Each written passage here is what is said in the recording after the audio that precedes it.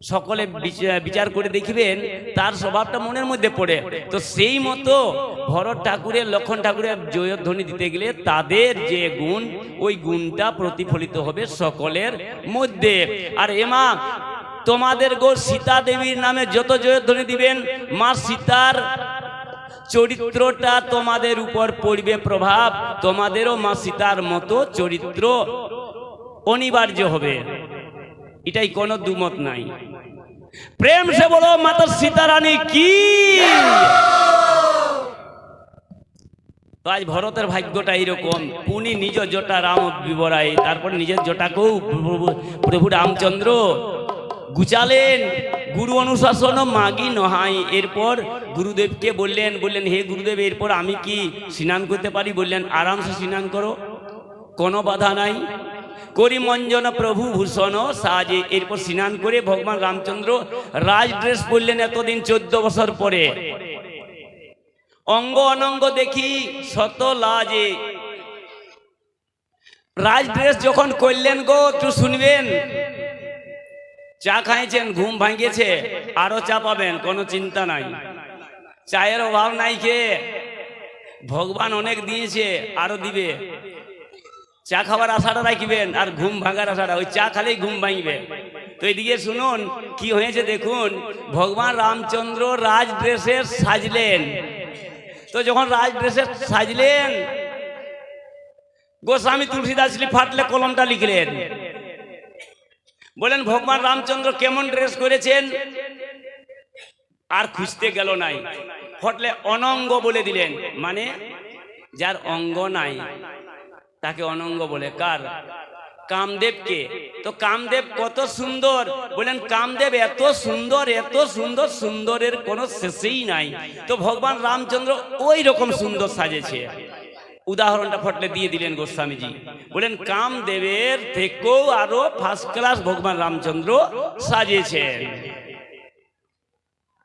কামদেব যত ভালো আছেন, বলেন একটা কামদেব নাই, 100 কামদেবও তার পাশে ফেল, 100 কামদেব গুলাও লাজাবেন। এরপরে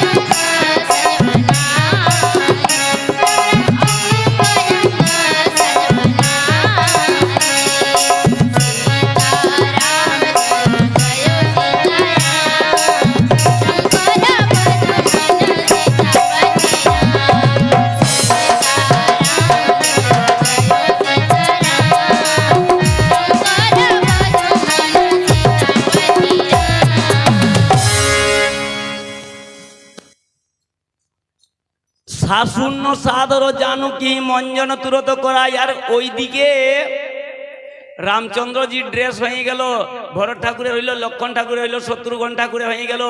এরপর মা সীতা দেবীকে সাজাছেন গো, মা সীতা দেবীকে। তো কে সাজাছেন? শাশুন্য সাদর।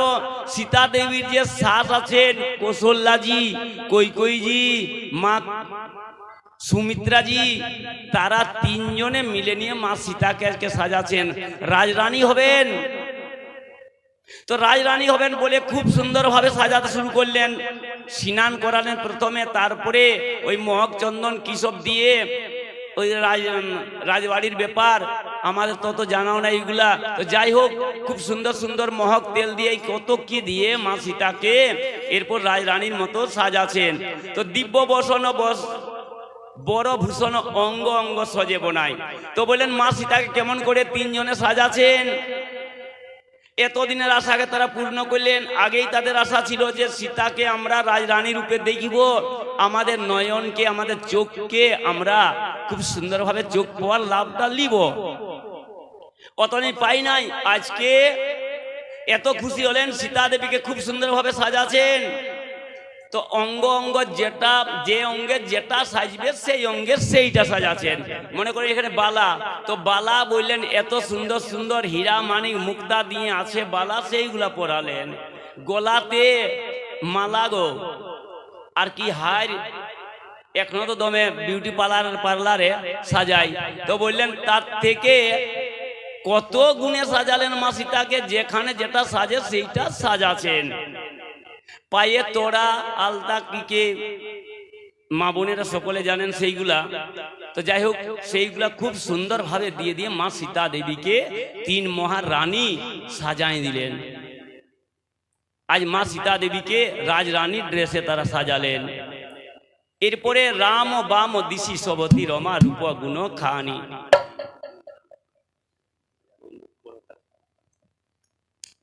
এরপরে কি করলেন, ভগবান রামচন্দ্র আর সীতা দেবীকে সুন্দরভাবে এরপর আসনে বসাবেন। তো মা সীতা কেমন বটেন, রমা মানে কি বটেন, মা লক্ষ্মী বটেন। ক্ষীরসাগরে থাকনে অলি মা আমার মনুষ্য রূপে আসেছেন, আর আসে নিয়ে সকলকে খুব সুন্দরভাবে তারা দুঃখ কষ্ট থেকে পরিত্রাণ করছেন। তো মা খুব সুখের খানি দেখি মাতু সব হরসি জন্ম সুফল নিজ জানি। আজকে মা সীতা দেবীকে দেখলেন রামচন্দ্রের বামে রাজরানীর ড্রেসে, তখন তারা বললেন আমাদের জন্মটা আজকে সার্থক হলো। শুনুক হোকেশত এই অবসর ব্রহ্মা শিব মুনিবৃন্দ। তো সেই সময় রাজা হবেন ভগবান, সেই সময় দেখুন কারা কারা এসেছেন। নীলগিরি পর্বতে কাকভূষণটি বললেন গরুর মহারাজকে, বলেন ওহে গরুর মহারাজ। ওই রকম অবসরে, কখন অবসরে, রাজা হবেন ভগবান রামচন্দ্র সেই রকম দিনে আজকের অবসরটা মা দমে অবসর বটে গো। গোস্বামীজি বলছেন, আমি বলি নাই, গোস্বামীজি লিখেছেন সেইটা আমি যত কিঞ্চিত বলে দিছি। তো কোন অবসরে, রাজা হবার অবসর, আজকে ভগবান রাজা হবে। এই অবসর দারুণ অবসর পাইছেন, লিখেছেন বলেন শুনুক হোকেশ তেহি অবসর। ওই অবসরে কখন রাজা হবার দিন ব্রহ্মা বিষ্ণু শিবজি সকলে চলে আলেন। আসেনি আকাশ পথে দাঁড়ালেন। কেমন ভাবে আসেছেন, চড়ি বিমান আই সব সুর দেখন সুখ কন্দ। ভগবান রামচন্দ্র কি বটেন, সুখের কাঁদা বটেন, মানে সুখের শিকড়টা বটেন। তো ওই ভগবানকে দেখার জন্য যতজন আসলেন দেবতাগণ সকলে, ব্রহ্মার যদি শিবজি আসেন তো অন্য দেবতারা কি করেন, বসে থাকবেন? ওরা বললেন আমরা তাললে আগে যাব।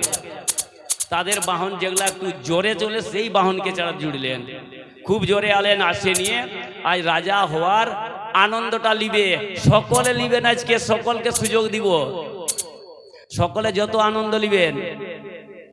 দরকার হলে নাচতেও হবে গো, রাম রাজা হবেন, আনন্দ লাগছে না গো, হ্যাঁ গো নাচতেও হবে গো। এই ভগবানের নামে যদি না নাচবেন তো কথা নাচবেন মা? হ্যাঁ, উঠে নাচতেও হবে, তারপর আবার বসতে হবে। কেনে রেখা পান্ডেজি তার দলবল নিয়ে এসেছেন।